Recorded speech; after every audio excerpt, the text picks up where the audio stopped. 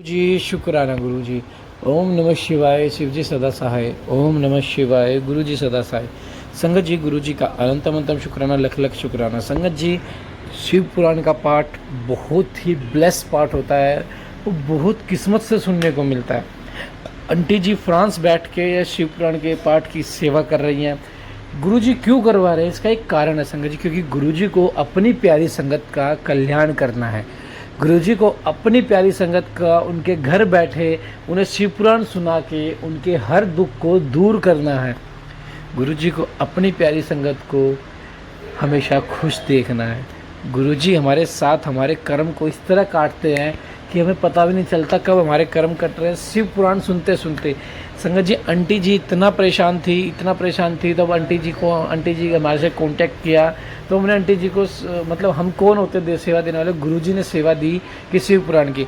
Aunty जी regular सेवा कर रही हैं। संगत जी, आप इस सेवा का लाभ उठाओ, ये आप लोगों के कल्याण के लिए हो रही है। आप सुनो शिव पुराण के पाठ को। आइए पाठ को शुरू करते हैं। संगत जी, ब्लैक मैजिक, नेगेटिविटी किसी के काम नहीं बनते।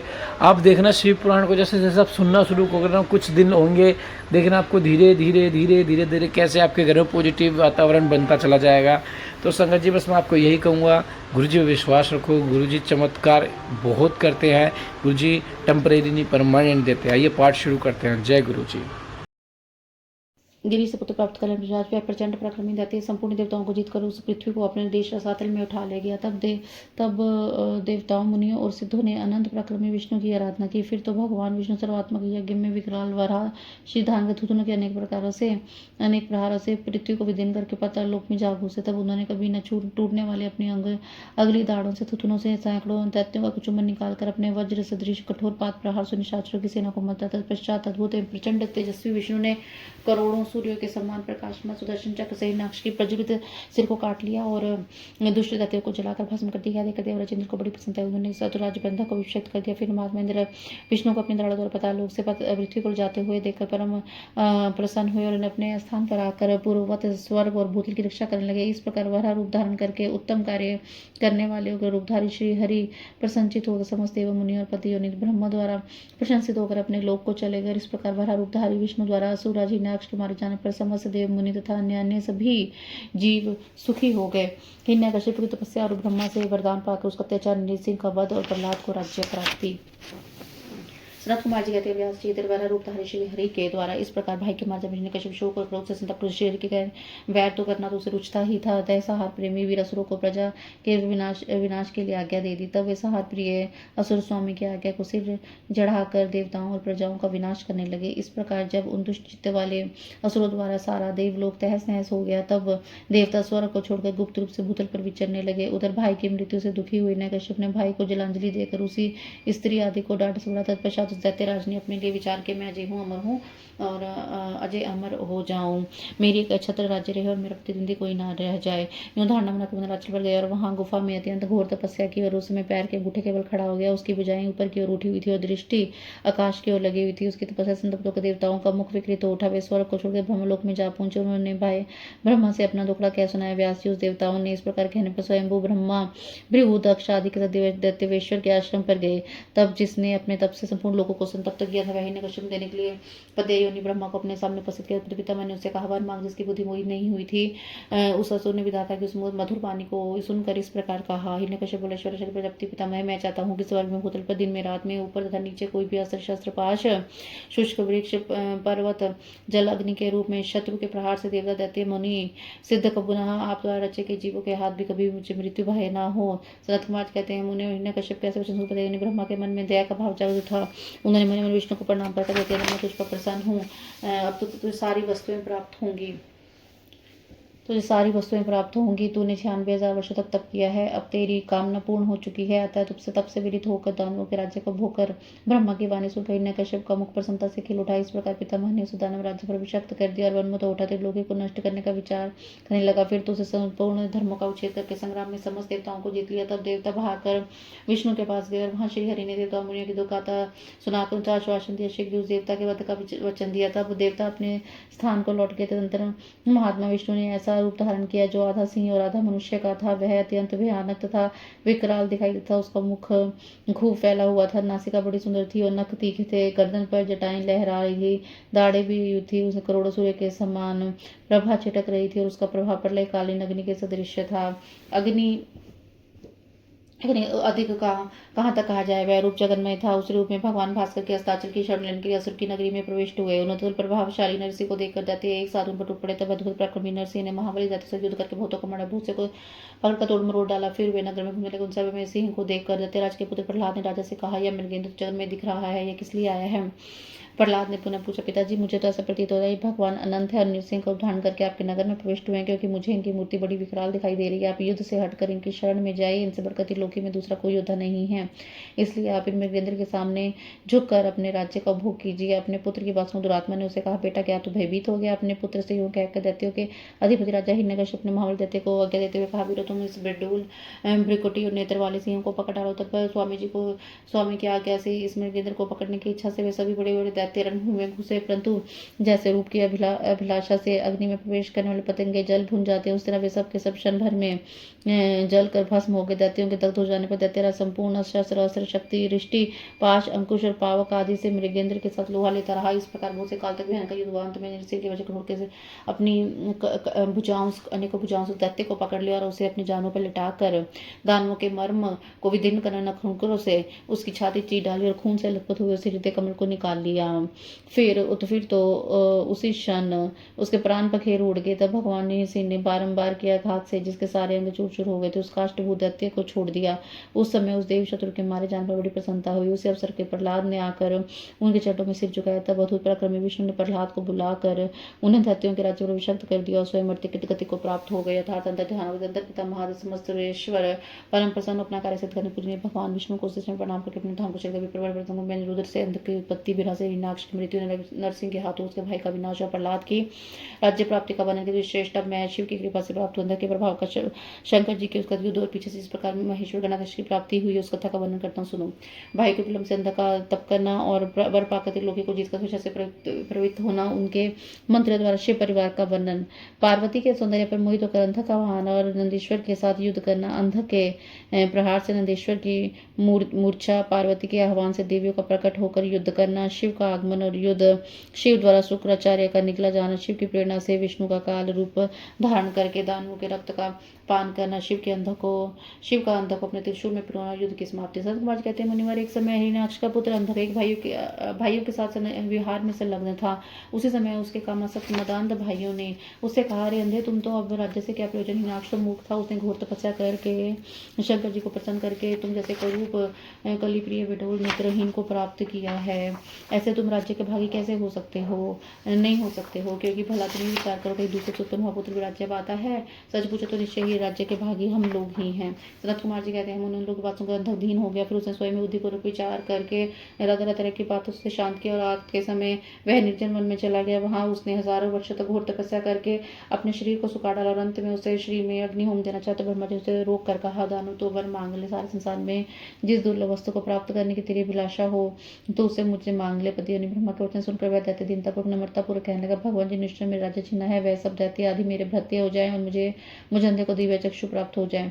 इंद्र आदि सभी देवता मुझे कर दिया करें और देवताएं दैत्य गंधर्व यक्ष नाग मनुष्य दैत्यों के शत्रु नारायण सर्वमेय शंकर अन्य किसी प्राणी से मेरी मृत्यु ना हो। इसलिए अत्यंत दारुण वचन को सुनकर ब्रह्मा जी चंकर उठे और बोले, ब्रह्मा जी कहते मेरी सारी बातें तो हो जाएंगी तो विनाश का कारण कोई भी स्वीकार कर ले, क्योंकि जगत में ऐसा प्राणी कोई भी न आगे हुआ है जो जन्म लेता है जो काल के काल में ना गया हो। फिर तुझ जैसे सत्पुरुषों को तो अत्यंत लंबे जीवन का विचार त्याग देना चाहिए। ब्रह्मा के इस प्रकार निभे वचन को सुनकर वह दैत्य पुण्य बोला। अंधक ने कहा, प्रभु तीनों कालों में उत्तम मध्यम और नीच नारियां होती हैं, उन नारियों को रत्नभूता नारी मेरी जननी होगी। जब मनुष्य लोग दुर्लभ शरीर मन और वचन से अगम्य है, उसमें राक्षस भाव के कारण जब मेरी काम भावना उत्पन्न हो जाएगी तब मेरा नाश हो।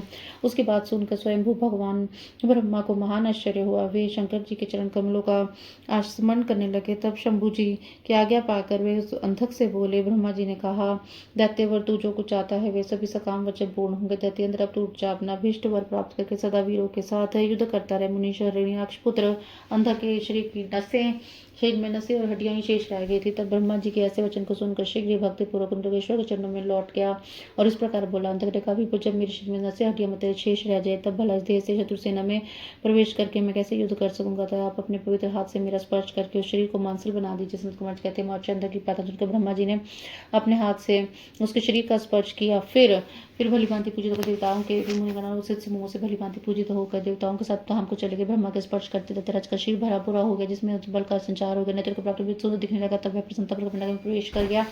उस समय प्रहलाद आदि श्रेष्ठ दानव ने जब उसे वरदान प्राप्त हुआ जाना तो तब वे सारा राज्यों से समर्पित करके उसके वशवर्ती भृत्य और गतंत्र अंधक सेन और भृत्य वर को साथ ले स्वर को जीतने के लिए वहां संग्राम में समस्त देवताओं को पराजित करके वज्रधारी इंद्र को अपना करत बना लिया। तब उसने यत्र तत्र बहुत लड़ाइयां लड़कर नागों सुपर्णों राक्षसों गंधर्वों यक्षों मनुष्य बड़े बड़े पर्वतों वृक्षों सिंहों द्वारा समस्त चपाइयों को भी जीत लिया। यहाँ तक कि उस चलते लोहे को भी अपने वश में कर लेते। अंतर यह रसातल में भूतल पर स्वर्ग में जितनी सुंदर रूप वाली नारियां थी उनमें हजारों अत्यंत दर्शनीय तथा अपने अनुकूल थी। साथ लेकर विभिन्न पर्वतों पर तथा नदियों के रम्य तट पर विहार करने का दैत्यराज अंधक सदा दुष्टों का संग करता था। उसकी बुद्धि मन से भी अंधी थी, जिससे वह मूड को भी कभी ज्ञान नहीं रह पर लोग में आत्मा को सुख देने वाला कोई कर्म करना चाहिए। इस प्रकार महामनस्वी दैत्य उन्मत्त हो गए। अपने सारे प्रधान पुत्रों को कुतर्कवाद से पराजित करके दैत्य सहित संपूर्ण वैदिक धर्मों का विनाश करता हुआ विचरण करने लगा।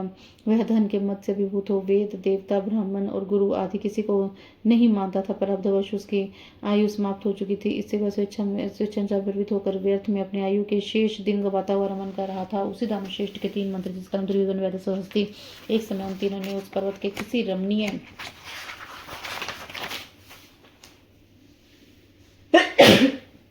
स्थान पर एक परमवती रूपवती नारी को देखा। उसे देखकर विश्वगामी श्रेष्ठ दैत्य हर्षमगन हो तुरंत ही महादैत्यपति वीरवर अंधक के पास पहुंचे और बड़े प्रेम से देखकर घटना का वर्णन करने लगे। मंत्री ने कहा, दैत्येंद्र, यहाँ एक गुफा के भीतर हमने एक मुनि को देखा। ध्यान से उन्हें उसके नेत्र बंद थे। वह बहुत रूपवान था। उसके मस्तवंचन की कला आपने रवि के लिए थी। उसके कमर में गजेंद्र की खाल बंदी थी। बड़े बड़े नाग उसके शिप लिपटे खोपड़ियों की माला उसे जटाधारी का आभूषण है। उसके हाथ में त्रिशूल तथा विशाल बाण धनुष है। तुनीर भी धारण किए है। उसका अक्षुत्र स्पष्ट दिखाई दे। उसकी 4 भुजाएं लंबी लंबी जटाएं, वह खड़ग त्रिशूल लकुट धारण किए। उसकी आकृति अत्यंत गौर, उसके भस्म का लेप लगा हुआ है। वह तेज से प्रकाश से युक्त हो रहा है। इस प्रकार श्रेष्ठ तपस्वी का सारा वेश ही अद्भुत है। उससे थोड़ी दूरी पर हमने एक पुरुष को देखा जो विकराल वानर सा है। उसका मुख बड़ा भयंकर है। वह सभी आयु धारण किए हुए है, परंतु उसका हाथ रुक्ष है। वह उस तपस्वी को रक्षा में तत्पर है। उसके पास एक बूढ़ा सफेद रंग का बैल भी बैठा है। हम उस पर बैठे हुए तपस्वी के पश्चात भाग में हमने एक शुभ लक्षणा संपन्न नारी को देखा। वह भूतल पर रतन से उठा। उसका रूप बड़ा मनोहर है और तरुणी होने के नाते वह मन को मोह लेती है। मूंगे मोती सुवर्ण मणि रतन उत्तम वस्त्रों से सज्जित है। उसके गले में सुंदर माला लटक रही। कहाँ तक कहीं में इतनी सुंदर है कि जिसने एक बार देख लिया उसका धारण करना सफल है। फिर उसके लोग में अन्य वस्तु देखने से क्या प्रयोजन। वह दिव्य नारी पुण्यात्मा मुनीश्वर मुनिवर महेश की मान्यता भी आत्मा भार्य है। दैत्येंद्र, आपने तो उत्तमोत्तम रत्नों का भोग करने वाले हैं, अतः उसे वहां बुलाकर देखिए। वह आपके ही देखने योग्य। स्मृत कुमार जी कहते हैं, मुनिश्रेष्ठ मंत्रियों के इस बच्चों को दत्तेराज अंधक कामातुर हो गया। उसके सारे शरीर में कंप छा गया। फिर तो उसने तुरंत ही दुर्योधन आदि को मुनि के पास भेजा। मंत्री ने जाकर मुनीश्वर को प्रणाम करके उसका अंधकासुर का संदेश कहा। बदले में शिव जी का उत्तर सुनकर वे लौट कर अंधक से बोले। मंत्रियों ने कहा, राजन, आप तो संपूर्ण दैत्य के स्वामी हैं, फिर भी महान प्रक्रमी वीरवर तपस्वी मुनि ने अपनी बुद्धि से त्रिलोकी को तीन किस्म समझकर हंसते हुए आपके लिए ऐसी बात कही है। उस शासक का शौर्य और धैर्य अस्थिर है। वह दानु कृपण सत्वहीन क्रूर कृतज्ञ और सदा ही पाप कर्म करने वाला है। क्या उसे सूर्यपुत्र यम का भी भय नहीं है? कहाँ तो मैं, कहाँ मेरे धर्मशास्त्र मृत्यु को करने वाला संत्रस्त कर देने वाला युद्ध, और कहाँ वानर का मुख देने वाला डरपोक निशाचर, कहाँ सारे अंग बुढ़ापे से जर्जर हो गए हैं। कहाँ मेरा यह स्वरूप और कहाँ मेरी मंद भाग्यता। मैं तेरा सेना भी नहीं के बराबर है। फिर भी यदि तुझे में युद्ध समर्थ्य हो तो युद्ध में तैयार हो जा और आकर कुछ अपनी करतूत दिखा। मेरा पास तुझ जैसे पापियों का विनाश करने वाला वज्रश्री का भयंकर शस्त्र और तेरा शिव तो कमल के समान कोमल है। ऐसी दशा में विचार करके तुझे जो रुचिकर प्रतीत होता है वह कर। स्मित कुमार कहते हैं, मुनि मंत्री की बात सुनकर माता पार्वती पर मोहित हुआ कामवंत राक्षस विशाल सेना लेकर चल दिया और वहां पहुंचकर नंदेश्वर से युद्ध करने लगा। वहां भयंकर युद्ध हुआ। उस समय चर्बी मांस मज्जा रक्त की कीच मच गई। वहां सारे सिर कटे हुए नाच रहे थे और कच्चा मांस खाने वाले जानवर चारों ओर व्याप्त थे, जिससे वह बड़ा भयंकर लग रहा था। थोड़ी देर में दैत्य भाग खड़े हुए। वह पिनाकधारी भगवान शंकर दक्ष कन्या सती को भली भांति धीरे बढ़ाते हुए बोले, प्रिय, मैंने जो पहले अत्यंत भयंकर महान पशुपात व्रत का अनुष्ठान किया है उसमें दिन रात तुम्हारे देवराज तुम्हारे प्रसंगवश जो हमारी सेना का विनाश हुआ है उसमें विघ्न आन पड़ा है। देवी मरना धर्म प्राणियों का जमरों पर आक्रमण हुआ है, वह मानो पुण्य का विनाश करने वाला कोई ग्रह प्रकट हो गया हो। अतः अब मैं पुण्य किसी निर्जन वन में आकर परम अद्भुत दिव्य व्रत की दीक्षा लूंगा और उस कठिन व्रत का अनुष्ठान करूंगा। सुंदरी तुम्हारा शोक और भय दूर हो जाना चाहिए। सनत कुमार जी कहते हैं, मुने इतना कहकर उग्र प्रभावशाली महात्मा शंकर धीरे से अपना सिंह जाकर एक अत्यंत भयंकर पावन वन में चले गए। वहां 1000 वर्षों के लिए पाशुपत व्रत के अनुष्ठान में रहे। इस व्रत का निभाना देवों और असुरों की शक्ति के बाहर था। शील कुंठ से सपन पर पतिव्रता देवी पार्वती मंदराचल बैठकर शिव जी के आगमन की प्रतीक्षा करती रहती। पुत्र स्थानीय वीरगण उसकी रक्षा में तत्पर थे। इस गुड़िया के भीतर अकेले रहने के लिए भयभीत रहती थी, जिससे वह बड़ा दुख हुआ था। और इसी बीच वरदान के प्रभाव से उन्मत्त हुआ दैत्य अंधक, जिसका धैर्य कामदेव के बाण छिन्न हो गया था, उसने अपने मुख्य योद्धाओं को साथ लेकर पुण्य गुफा पर चढ़ गया। वहां सैनिकों सहित उसने वीरक के गण साथ युद्ध किया। उस समय सभी वीरों ने अन्न, जल और नींद का परित्याग किया और इस प्रकार वह युद्ध लगातार 5 दिन तक चलता रहा। अंत में दैत्य की भुजाओं से छूटे युद्धों के प्रहार से नंदेश्वर का शिर घायल हो गया, जिससे वह द्वार पर गिर पड़े, मूर्छित हो गए। गिरने से सारा दरवाजा बंद हो गया, जिससे दरवाजा खोला जाना असंभव था। फिर दैत्य ने 2 घड़ी में सारे वीरगणों को अपने अस्त्र समूह से छदित कर दिया। तब पार्वती ने भगवान विष्णु और ब्रह्मा जी का स्मरण किया। स्मरण करती ब्राह्मणी, नारायणी, इंद्री, मेश्वरी, याम्या, नैऋति, वारुणी, वायवी, कुबेरी, यक्षेश्वरी, गरुड़ी आदि देवियों के रूप में समस्त देवता यक्ष, सिद्ध, गुहा, काल शास्त्र सुसज्जित होकर अपने अपने वाहनों पर सवार होकर पार्वती के पास आप पहुंचे और राक्षसों के साथ भिड़ गए। कुछ समय बाद भगवान शिव भी आ गए। फिर तो घोरी दर्शन कर शिव ने विधि के द्वारा दैत्य को जीवित करते थे। भूतनाथ शिव उनको निकल गए और दैत्य ढीले पड़ गए। व्यास जी अंधक महान प्रकर्मी वीर और त्रिपुरहंता शिव के समान बुद्धिमान था। सैकड़ों वरदान मिलने के कारण वह उन्माद के वशीभूत हो रहा था। यद्यपि बहुसंख्य शास्त्रास्त्रों की चोट से उसका सारा शरीर जर्जर हो रहा था, फिर भी शिव जी पर विजय पाने के लिए उसे दूसरी माया रची थी। जब प्रलय काल अग्नि के समान शिव धारण करने वाले भूतपति शंकर ने अपने त्रिशूल से उसे बुरी तरह छेद डाला, तब भूतल पर गिरे हुए रक्त कणों से यूथ अंदर प्रकट हुए। उनसे सारी रणभूमि व्याप्त हो गई। वे विकृत मुख वाले भयंकर राक्षस अंधक के सदृश प्रक्रमित थे। इस प्रकार पशुपति द्वारा मारे गए सैनिकों के घाव से निकले अंत कर्मगत रक्त बिंदु से दूसरे सैनिक उत्पन्न होने के तब बहुत सी बुझाएं लताओं रूपी अंतरात्म होने का कुपित होकर बुद्धिमान भगवान विष्णु ब्रह्मगण शिव को बुलाकर योग बल से एक ऐसा अजय स्त्री रूप धारण किया, जिसका मुख विकृत था और रूप विकराल और उग्र कंकाल मात्र था। वह स्त्री रूप शंभु के कान से निकला हुआ था। जब उन देवी ने रणभूमि पर होने पर अपने युगल चरणों से पृथ्वी को अलंकृत किया, तब वो सभी देवता उनकी स्तुति करने लगे। तत्पश्चात भगवान ने उनकी बुद्धि को प्रेरित किया। फिर दशरथ होकर रण के मुहाने पर सैकड़ों सैनिकों के दैत्यराज के शरीर से निकले हुए तथा शरीर से निकले हुए अंत गर्म उदर का पान करने लगी। तदंतर एकमात्र अंत की बचे, यद्यपि उनके शरीर का रक्त सूख गया, तथापि वह अपने क्रोचित स्नातन शात धर्म का स्मरण करके अविनाशी भगवान शंकर के साथ भयंकर थप्पड़ों से वज्र जानवर और चरणों से वज्राकार, नखों से मुख्य भुजा और सिरों से संग्राम करता रहा। तो प्रमरनाथ शिव ने रणभूमि में उनका हृदय विदीर्ण करके उसे शांत कर दिया। फिर त्रिशूल भोंक कर उसे स्थानों के समान ऊपर उठा लिया। उनका जर्जर नीचे लटक रहा था। सूर्य की किरणों से सुखा दिया। पवन के झोंकों से युक्त मेघा ने मूसलाधार जल बरसाकर उसे गीला कर दिया। हिमखंड के समान शीतल चंद्रमा के किरणों ने उसे विषीर्ण कर दिया। फिर तो दैत्यराज ने अपने प्राणों का परित्याग नहीं किया। उसने शिव जी का स्तंभ तो करने के अगाध सागर शंभु प्रसन्न होकर उसने प्रेम पूर्वक गणाध्यक्ष का पद प्रदान के तत्पश्चात युद्ध के समाप्त हो जाने पर लोकपालों ने नाना प्रकार के सार गर्भित स्तोत्र द्वारा विधि पूर्वक शिव जी की अर्चना की और हर्षित हुए ब्रह्मा विष्णु देव ने गर्दन झुकाकर तुम स्तुति द्वारा उनका स्तवन किया। फिर जय जयकार करते हुए वे आनंद मनाने लगे। तदंतर शिव जी उन सबको साथ लेकर अनंतपुर गिरिराज को गुफा को लौट गए। वहां पहुंचकर उन्होंने हर्षभूत पूजनीय देवताओं को नाना प्रकार की भेंट समर्पित करके विदा किया और स्वयं प्रमुदित हुई कि चकमारे साथ एक मोटम लीलाएं करने लगे। नंदीश्वर द्वारा शुक्राचार्य का अपहरण और शिव द्वारा उनका निकला जाना, 100 वर्ष के बाद शुक्र का शिवलिंग के रास्ते बाहर निकलना, शिव द्वारा उनका नाम शुक्र रखा जाना, शुक्र द्वारा जपे गए मृत्युंजय मंत्र, शिवाष्टक शतनाम स्तोत्र का वर्णन, शिव द्वारा अंधों को वर प्रदान।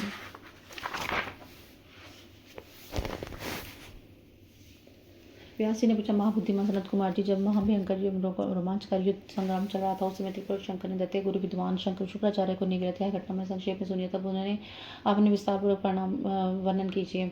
पिनाक शिव के उदर में जब महायोगी शुक्राचार्य ने किया कि जब शंभु की जठराग्नि जलाए क्यों नहीं, भृगुनंदन बुद्धिमान शुक्र विकल्पातीत अग्नि के समान उग्र तेजस्वी थे। वे शंभु के जठर पंजर से कैसे निकले, उन्होंने कैसे और कितने काल तक आराधना की थी। तात उन्हें तो मृत्यु का शमन करने वाली पराविद्या प्राप्त हुई थी। कि वह विद्या कौन सी थी जिससे मृत्यु का निवारण हो जाता है। मुनि लीला बिहारी देवदेव भगवान शंकर के त्रिशूल से छूटे हुए अंधा को गणेशा प्राप्त हुई था।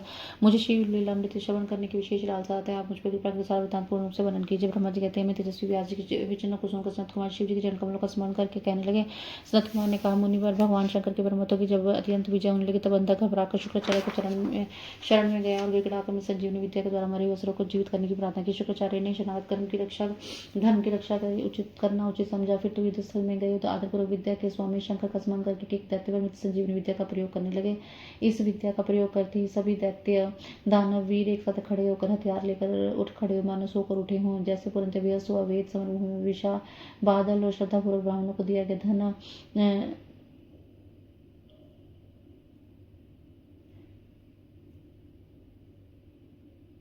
धन तब उन्होंने जाकर फिर परमेश्वर शिव को यह समाचार सुनाया। धन आपत्ति के समय तो प्रकट हुए, उस समय उठ खड़े हुए। शुक्राचार्य के समीप उसे दानव जीवित होकर परमथा को बुरी तरह मारने लगे। तो परमथा ने जाकर परमेश्वर शिव को समाचार सुनाया। शिव जी ने कहा, नंदिन तुम अभी तुरंत जाओ, दैत्य के विशिष्ट शुक्राचार्य को उसी प्रकार उठा लाओ जैसे बाज लावा को उठा लाता है। सनत कुमार जी कहते हैं, हिमाचल वृषभ ध्वज के यूं कहने पर नंदी सांड के समान जोर से गरजे और तुरंत ही सेना को लांघकर उस समय स्थापित पहुंचे। भृगु वंश के दीपक शुक्राचार्य विराजमान थे। वहां समस्त दैत्य हाथों में पाश खड़ग वृक्ष पत्थर एवं पर्वत खंड आदि लिए रक्षा कर रहे थे। यह देखकर बलशाली नंदी ने उन दैत्यों को विशुद्ध करके शुक्राचार्य को उसी प्रकार अपहरण किया जैसे शरभ हाथी को उठा ले जाता है। महाबली नंदी द्वारा पकड़े जाने पर शुक्राचार्य के वस्त्र खिसक गए, उनके भूषण गिरने लगे, केश खुल गए। तब देव शत्रु दानव छुड़ाने के लिए सिंहनाद करते हुए नंदी के पीछे दौड़े और मेघ जल की वर्षा करते हैं। उसी प्रकार नंदेश्वर के ऊपर वज्र त्रिशूल तलवार फरसा बरेठी और गोपन आदि अस्त्रों की उग्र वृष्टि होने लगी। तब उस देवसुर संग्राम के विकराल रूप धारण करने को नंदीराज नंदी ने अपने मुख से सैकड़ों शस्त्रों को भस्म कर दिया और उस भृगुनंदन को दबोच कर शत्रुदल को व्यथित करते हुए शिव जी के समीप आ पहुंचे। शिव निवेदित करके बोले, भगवान शुक्राचार्य उपस्थित है। जब भूतनाथ देव शंकर ने पवित्र पुरुष द्वारा प्रदान की उपहार की भांति शुक्राचार्य को पकड़ लिया, तब उन्होंने बिना कुछ कहे उनके फल की तरह मुख में डाल लिया और उसमें समस्त असुर उच्च स्वर से हाहाकार करने लगे। व्यासी जब देवेश्वर ने शुक्राचार्य को निकले तब दैत्यों की विजय की आशा जाती रही। उस समय उनकी दशा सूंड रहित गजराज सिंहहीन सांड मस्तक विहीन देह ध्यान रहित ब्राह्मण उद्यमहीन प्राणी भाग्यहीन उद्यम पति रहित स्त्री फल वर्जित बान पुण्यहीनों की आयु व्रत रहित विद्याध्यान एकमात्र वैभव शक्ति के बिना निष्फल कर्म समूह शूरताहीन क्षत्रिय और सत्य के बिना धर्म समुदाय की भांति शोचनीय हो गई। दैत्यों का सारा उत्साह जाता रहा। तब अंधक ने महान दुख प्रकट करते अपने शूरवीरों को बहुत उत्साहित किया और कहा, वीरों जो रणांगन को छोड़कर भाग जाते हैं उनकी ख्याति अपने शुभ से कालिमा से मलिन हो जाती है और इस लोक परलोक में कहीं सुख नहीं मिलता। शुक्राना गुरु जी। ओम नमः शिवाय। शिव जी सदा सहाय। ओम नमः शिवाय। गुरु जी सदा सहाय। शुक्राना गुरु जी महाराज। अपना पाठ हम कंटिन्यू करते हैं। यदि पुण्य जन्म रूपी मल का अपहरण करने वाले धरा तीर्थ रण तीर्थ में अवगाहन कर लिया जाए तो तीर्थों में स्नान दान और तप की क्या आवश्यकता है। हर दिन का फल रण भूमि में प्राण त्याग करने से प्राप्त होता है। दैत्यराज के इस वचन को सुनकर पूर्ण रूप धारण करके हो जाते तथा दानव रणवीरी बजाकर धनभूमि में प्रमथगणों पर टूट पड़े प्रमथने लगे तथा बाण खड़ग वज्र श्री के कठोर पत्थर विशुंडी बिंदी पाल शक्ति भाले फरसे खटवांग पटिश त्रिशूल लटकुट और मसल द्वारा परस्पर प्रहार करते रहे। भयंकर मारकाट मचाने लगे। इस प्रकार अत्यंत घमासान युद्ध हुआ।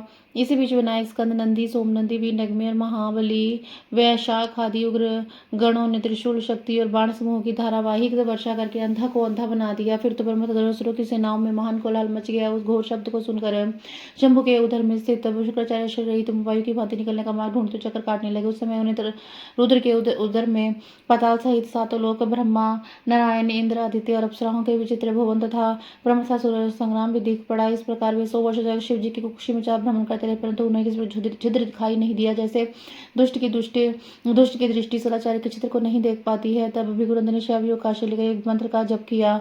उस मंत्र के प्रभाव से वे शंभु के जठरा पंजर से शुक्र रूप में लिंग मार्ग से बाहर निकले। तब उन्होंने ने शिव जी को प्रणाम किया। गौरी ने उन्हें पुत्र रूप में स्वीकार किया, विघ्न रहित बना दिया। तदंतर करुणा सागर महेश्वर भृगुनंदन शुक्राचार्य को वीर्य के रास्ते में निकलते देखकर मुस्कुराते हुए बोले। महेश्वर ने कहा, भृगुनंदन, क्योंकि तुम मेरे लिंग मार्ग से शुक्र की तरह निकले, इसलिए शुक्र हो जाओगे। जाओ, तुम मेरे पुत्र हो गए। सनत कुमार जी कहते हैं, मुनिवर देवेश्वर शंकर के कहने पर सूर्य के सदृश कांतिमान शुक्र ने पुनः शिव जी को प्रणाम किया और हाथ जोड़कर स्तुति करने लगे। शुक्र ने कहा, भगवान, आपके पैर, सिर, नेत्र, हाथ और भुजाएं अनंत हैं। आपकी मूर्तियों की गणना नहीं की जा सकती। ऐसी दशा में मैं आप स्तुति की सिर झुकाकर किस प्रकार स्तुति करूं। आपकी 8 मूर्तियां बताई गई हैं और आप अनंत मूर्ति भी हैं। आप संपूर्ण सुरों और असुरों की कामना पूर्ण करने वाले हैं और आप निष्ठ पर दृष्टि डालने से हार कर डालते स्वस्थ बनकर योगी। आप मैं किस प्रकार स्तुति करूं। सनत कुमार जी कहते हैं, मुने इस प्रकार शुक्र ने शिव जी की स्तुति करके उन्हें नमस्कार किया। उनकी आज्ञा से वे पुनः दानवों की सेना में प्रविष्ट हुए। ठीक उसी तरह जैसे चंद्रमा मेघों की घटा में प्रवेश करती है। व्यास जी, इस प्रकार रणभूमि में शंकर जी ने जिस तरह शुक्र को निगलिया वृत्तांत मैंने तुम्हें सुना दिया। शंभु के उदर में शुक्र ने जिस मंत्र का जप किया था उसका वर्णन सुनो। महर्षि मंत्र इस प्रकार है। ओम नमस्ते देवेशाय सुरचर नमस्कृताय भूत भव्य महादेव हरित पिंगल लोचनाय बलाय बुद्ध रूपिणे व्याघ्र वसन अच्छद्या अर्णिहा लोके प्रभावे ईश्वराय हराय हरि नेत्राय युगांत करणाल्य गणेशाले लोकपाय माबुजाय महस्त्याय शूलने दृष्टिंगे कालाय महेश्वराय व्याय काल रूपिणी निर्गवाय महाद्राय घनाध्यक्ष सर्वात्मने सर्वभावनाय सर्वगाय मृत्यु हंत्रे पारियात्र सुरताय ब्रह्मचारिणी वेदांत गाय तपोन्तकाय पशुपते व्यांगाय शूलपाने ऋषिकेतु हरे जटिने शकीरिने लकुटिने महायश यश से भूतवेश्वराय गुहावसने वीरवन लतालवते अम्राय दर्शन्याय बालसूर्य निभाय शमशान वासिने भगवती उमापति अरिंदमय भग्याक्षी पाति नेहि पुष्णु हो दर्शन दर्शनाहे क्रूर कृता है पाशस्त्याय प्रलयकार्य उल्कामुखी अग्नि कत्व है मुने दीप्ताय विषमताय उन्नति जनकाय चतुर्काय लोक सतमाय वामदेवाय वाल दक्षिणाय वामतो भिक्षा भिक्षवे भिक्षु रूपिणी जटिने स्वयं जटिलाय शुक्र हस्त प्रत्यय संभकाहे वसुना स्तंभकाहे क्रतुवे क्रतुकराय कालय माध्यमे धावनी मधुकराय चलाय वनस्पताय वाजिसे नीति समाश पूजिताय जगधात्री जगत कत्रे पुरुषाय शाश्वते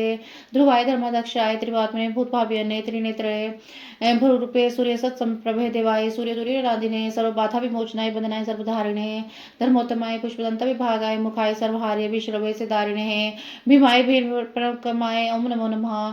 इस श्रेष्ठ मंत्र का जप करके शंभु के जटपंख से शुक्र जठर पिंजर से लिंग के रास्ते उत्कट वीर्य के तरह निकलते हैं और उस समय गौरी ने उन्हें पुत्र रूप से अपनाया और जगदीश्वर शिव से अचर अमर बना दिया। तब वे दूसरे शंकर के सदृश शोभा पाने लगे। 3000 वर्ष तक व्यतीत होने के बाद वे वेद निधि मुनिवर शुक्र पुनः इस भूतल परमेश्वर से उत्पन्न हुए। इस समय उन्होंने धैर्यशाली तपस्वी दानव राजा अंधक को देखा। उसका शरीर सूख गया था, त्रिशूल पर लटका हुआ था, परमेश्वर शिव का ध्यान कर रहा था। यहाँ शिव जी के नामों के प्रकार इस प्रकार हैं। महादेव देवताओं में महान विरूपाक्ष विकराल नेत्र शेखर मस्तक धारण करने वाले अमृत स्वरूप शाश्वत सनातन स्नानु समर्थ ठूंठ के समान स्थिर नीलकंठ ने गले में नील चिन्ह धारण करने वाले पिनाकी पिनाक नामक धनुष धारण करने वृषभ के शरीखे विशाल नेत्र वाले महागे महान रूप से जानने योग्य पुरुष अंतर्यामी सर्व काम संपूर्ण कामनाओं को पूर्ण करने वाले कामरी कामदेव के शत्रु कामधेन कामदेव को दग्ध करने वाले कामरूप इच्छा रूप धारण करने वाले कबर्दी विशाल जटाओं वाले विरूप विकराल रूपधारी गिरीश गिरिवर कैलाश पर शयन करने वाले भीम भयंकर रूप वाले श्री की बड़े बड़े जबड़ों वाले रक्तवासा लाल वसाधारी योगी ज्ञाता काल दहन काल को भस्म करना त्रिपुर के सहार करता कपाली कपाल धारण करने गुरुवत जिनका व्रत प्रकट नहीं होता गुप्त मंत्र गोपीय मंत्रों वाले गंभीर स्वभाव वाले भाव गोचे भक्तों की भावना के अनुसार प्रकट होने वाले अनिमा गुणगा अनिमादि सिद्धि प्रतिष्ठान त्रिलोकेश्वरदाय त्रिलोकी का ऐश्वर्य प्रदान करने वाले वीर बलशाली वीर हंता शत्रु को मारने वाले घोर दुष्टों के लिए भयंकर विरूप विकट रूप धारण करने वाले मांसल मोटे शीर वाले पटु निपुण महामसंद श्रेष्ठ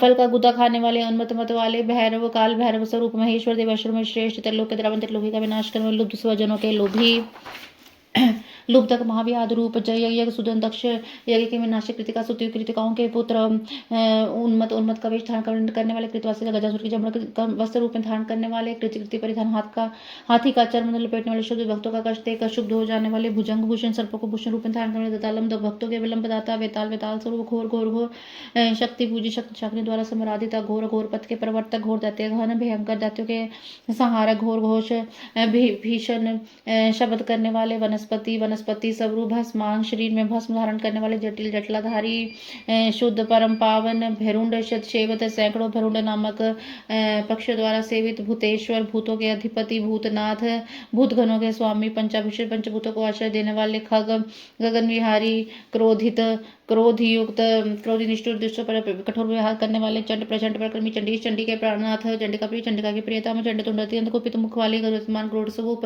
निस्त्रेश खड़क स्वरूप शव भोजन शव का भोजन करने वाले, लगाने वाले, लेहीन दान, क्रोध होने पर जीभ लपलपाने वाले, महारोधन, अत्यंत भयंकर, मृत्यु, मृत्यु स्वरूप, नित्य गोचर, मृत्यु की पहुंच से परे, मृत्यु, मृत्यु, मृत्यु के विकाल, महासेन, विशाल सेना वाले, कार्तिकेय स्वरूप, शमशानवासी, शमशान में विचरने वाले, राग प्रेम स्वरूप, विराग, आसक्ति रहित, रागांध प्रेम में मस्त रहने, वीतराग विरागी, वीतराग विरागी, शतरची, तेज की असंख्या चिंगारियों से युक्त, सत्व सत्व गुण रूप, रजोगुण रूप, तमह तमोगुण रूप, धर्म धर्म स्वरूप, धर्म धर्म रूप, वाष्पानुज इंद्र के रूप में, छोटे भाई भूपेंद्र स्वरूप, सत्य सत्य स्वरूप, सत्य सत्य से भी परे, सुद्रूप उत्तम रूप वाले, असुद्रूप विभत्स रूपधारी, अहेतुक हेतु रहित, अर्धनारीश्वर आधार पुरुष राधा स्त्री का रूप धारण करने वाले, भानु सूर्य रूप, भानु कोटि शत सूर्य के समान प्रभावशाली, यज्ञ यज्ञ स्वरूप, यज्ञपति यज्ञेश्वर, रुद्र संहार करता, ईशानीश्वर, वरद वरदाता, शिव शिव कल्याण रूप, परमात्मा शिव की 8 मूर्तियों का, इन मूर्तियों का ध्यान करने से दानव उस महान भय से मुक्त हो गया। उस समय प्रसन्न हुए जटाधारी शंकर ने उसे मुक्त कर त्रिशूल का गर्भास उतार लिया। दिव्य अमृत की वर्षा से विषक्त करके पश्चात महात्मा महेश्वर ने जो कुछ किया था उसके साथ अपना प्रकट करते हुए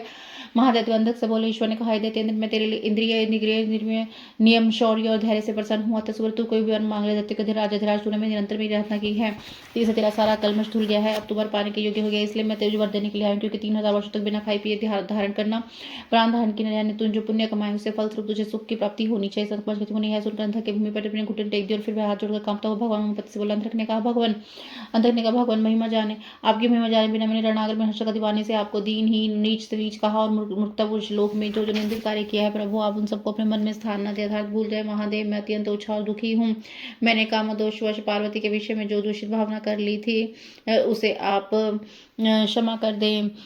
आपको तो जो आपका तो अपने कृपण दुखी एवं दीन भक्त पर सदा ही विशेष दया करनी चाहिए। मैं उसी का ही दीन भक्त हूँ और आपकी शरण में आया हूँ। देखिए, मैंने आपके सामने अंजलि बांध रखी है, आप आपको मेरी रक्षा करनी। जगत जननी पार्वती देवी भी मुझे प्रसन्न हो जाए, सारे क्रोध को त्याग कर मुझे कृपा दृष्टि देखें। चंद्रशेखर कहाँ तो इनका भयंकर क्रोध और कहाँ से तुझ रहती है।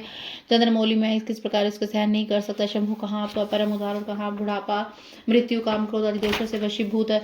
मैं महेश्वर, आपकी युद्ध कला निपुण महाबली वीर पुत्र, मेरी कृपणता पर विचार करके अपने क्रोध के वशीभूत ना हो। तुषार हार, चंद्र किरण, शंख, कुंद पुष्प, चंद्रमा के से वर्ण वाले शिव, मैं पार्वती गुरुत्व के वश द्वितीय माता दृष्टि से देखूं। मैं नित्य आप दोनों का भक्त बना रहो, देवताओं के साथ होने लगे वैर भाव दूर में शांति योग चिंतन करता हूँ, गुणों के निवास करूँ। महेशा, नाभि कृपा से मेरे उत्पन्न हुए विरोधी दानव भाव का पुण्य कभी स्मरण करूँ, यही उत्तम वर प्रदान कीजिए। स्नत कुमार कहते हैं, उनसे तो इनकी बात सुनकर दत्तराज माता पार्वती के होते शंकर का ध्यान करता हुआ मौन हो गया।